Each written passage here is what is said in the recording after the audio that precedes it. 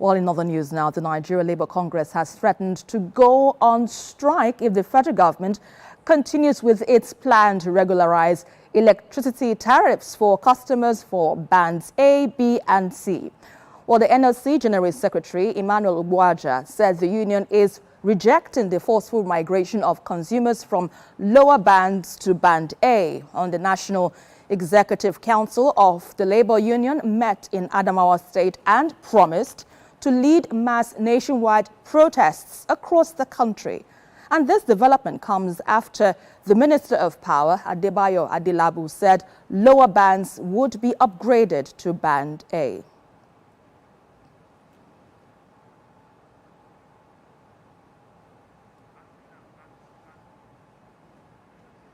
And for more on this development, I'm being joined by the Trade Union Congress Secretary General, Dr. Nuhu Toro. Good to have you on the news at 10 tonight. So, well, we understand that past protests against tariff hikes haven't led to, well, lasting reductions. What makes this situation different, and how does the NLC now plan to ensure the government listens this time?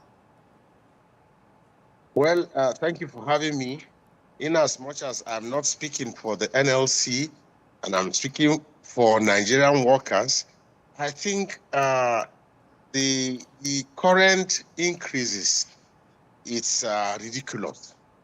Ridiculous in the sense that it seeks to deplete the meager minimum wage Nigerian workers have gotten. If you want to put 70,000 that we have currently vis-a-vis what was obtainable in the past, I mean, it's ridiculous. It's ridiculous. And a lot of taxes and taxation here and there.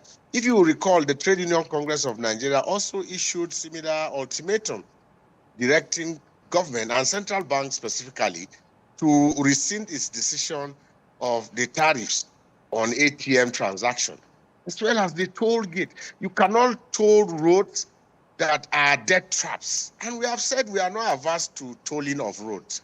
But first thing first, it becomes debatable which one comes first, the hen or the egg, even though they are both important. Government must ensure that those roads are motorable before they even contemplate anything about tolling. Now, the same with the ATM tariff. So at the end of the day, you discover that the 70,000, the so-called 70,000 naira that Nigerian workers are earning will be depleted due to harsh economic policies, due to low income of the workers, and due to high cost of living in Nigeria. And this does not affect only the workers. Don't forget, the poor people, the downtrodden, are grossly also affected. And you cannot push a policy down the throat of the masses simply because you want to develop. Then we will have all been dead when Nigeria is developed, which is unacceptable to the labor unions in Nigeria. Right. And that's why, we'll put our heads together to ensure that we resist any anti-people policy by this government.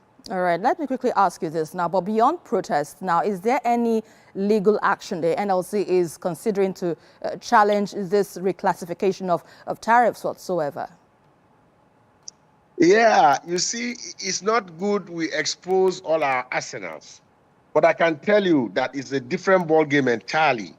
We are also thinking outside the box to ensure that we do whatever we can as organized labor under the law to ensure that our rights are not trampled upon. And that we shall do to defend the working people and the downtrodden, the masses in Nigeria. All right, and that's a fine place to leave it. Thank you so much, Nuhu Toro, for your contributions on the news at 10 tonight. Thank you for having me. Well, let's turn our attention to Sokoto State, where the government has described the